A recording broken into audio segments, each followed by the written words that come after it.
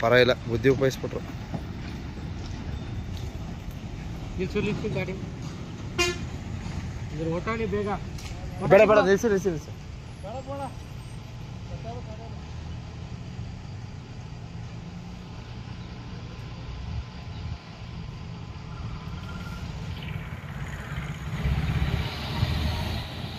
ಬಂದು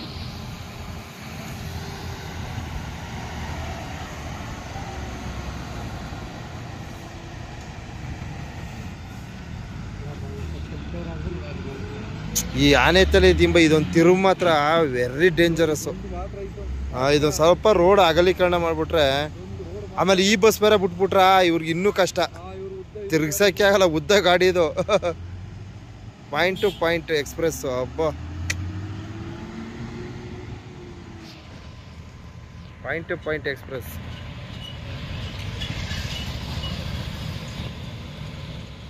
ಆನೆ ತಲೆ ದಿಂಬ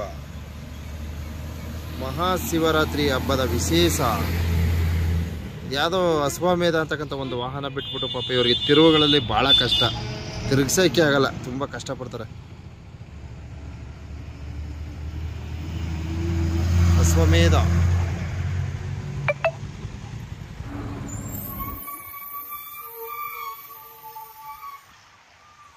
BMTC ಎಲ್ಲ ಬಿಟ್ಬಿಟ್ಟಾರೆ, ಪರವಾಗಿಲ್ಲ.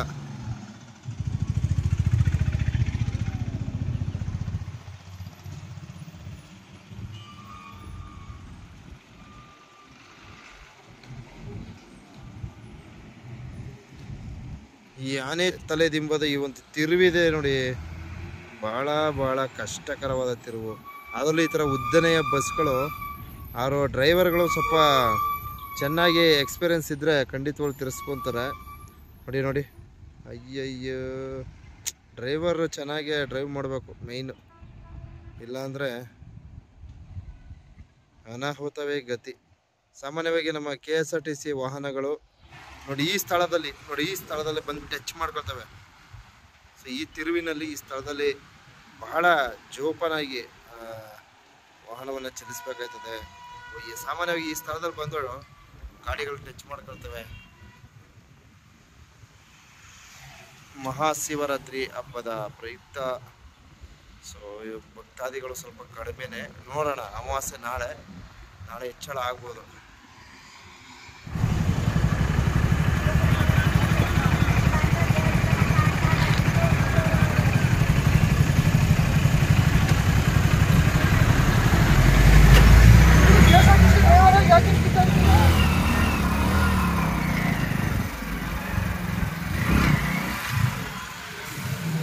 ಯಾವನ ಹೇಳ್ತಿದ್ದ ನಿಮ್ಮ ಮೊಬೈಲಿಂದ ಎಲ್ಲ ಸರಿಯಾಗ್ಬಿಡ್ತಾ ಅಂತ ನೋಡಿ. ಇಬ್ರು ಒಬ್ರಿಗೊಬ್ರು ಜಗಳ ಆಡ್ತಾ ಇದ್ರು, ಮೊಬೈಲ್ ಇಟ್ಕೊಂಡೆ ಹೋಯ್ತವನೆ.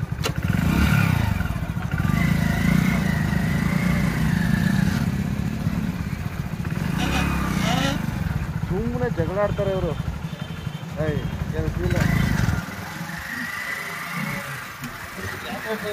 ಜಗಳ ಆಡ್ಕೊಂಡು ನಿಂತ್ಕೊಂಡ್ರೆ ಹೆಂಗಪ್ಪ, ಮಹಾಶಿವರಾತ್ರಿ ಜಾತ್ರೆ ಇದೆ, ದಯವಿಟ್ಟು ಒಬ್ರಿಗೊಬ್ರು ಅನುಸರಿಸ್ಕೊಂಡು ಹೋಗ್ರಪ್ಪ.